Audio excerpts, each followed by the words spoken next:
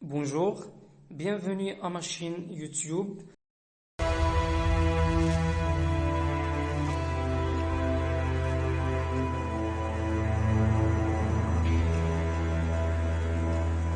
Dans cette nouvelle vidéo, nous allons appliquer les deux théorèmes de Pythagore, le théorème direct et sa réciproque. Mais juste avant, assurez-vous de vous abonner à la chaîne si ce n'est pas encore fait.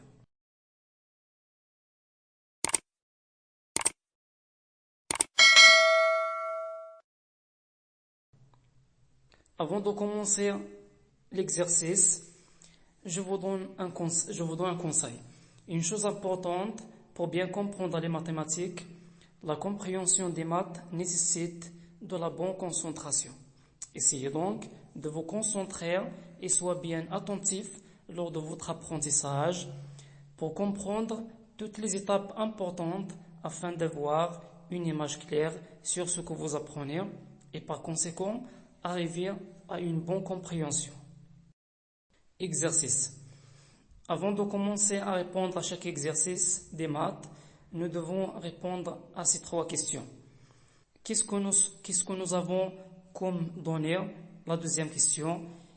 Qu'est-ce qu'il est demandé dans la question? Et la troisième, quel est le bon chemin à parcourir pour arriver facilement au résultat demandé en partant de ces données.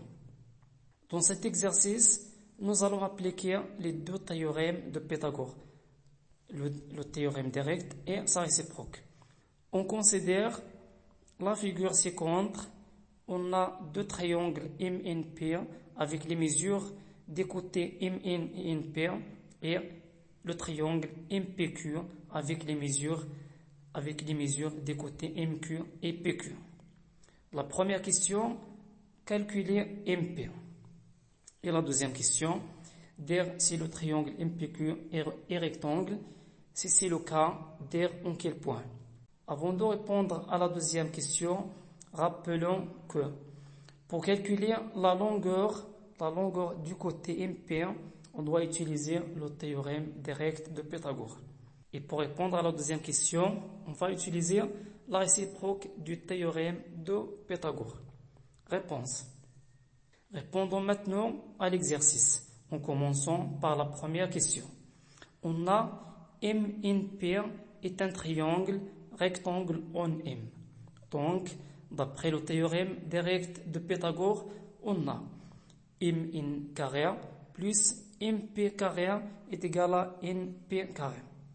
Donc, MP carré est égal NP carré moins MN carré. On a changé le signe de MN carré puisqu'on a changé son nombre. Donc, MP carré est égal à 6 carré moins la racine carrée de 20. Moins la racine carrée de 20 au carré. Dans cette étape, on a remplacé MP et MN par leur mesure. Donc, MP carré est égal à 36 moins 20. Donc, MP carré est égal à 16. 16, c'est la différence entre 36 et 20. Donc, MP est égal à la racine carrée de 16.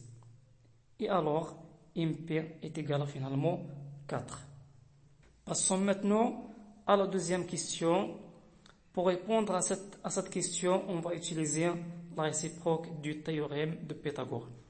Et pour cela, on va vérifier si PM carré plus PQ carré est égal à MQ carré ou non. Dans le triangle MPQ, on a PM carré plus PQ carré est égal à 4 carré plus 3 carré. Donc, PM carré plus PQ carré est égal à 16 plus 9. Donc, PM carré plus PQ carré est égal à 25. Et d'autre part, nous allons calculer MQ carré. On a MQ carré est égal à 5 carré. Donc, MQ carré est égal à 25. On remarque, grâce aux ces deux résultats, que PM carré plus PQ carré est égal à MQ carré, ce qui signifie que l'égalité du théorème de Pythagore est vérifiée et par conséquent le triangle MPQ est rectangle en P. Et cela d'après la réciproque du théorème de Pythagore. Si vous avez des questions ou des petites remarques, n'hésitez pas à m'écrire sur commentaire et je serai très heureux de les recevoir et de vous répondre. Activez la cloche, aimez la vidéo et pourquoi pas la partager si vous voyez qu'il y a d'autres qui en ont besoin.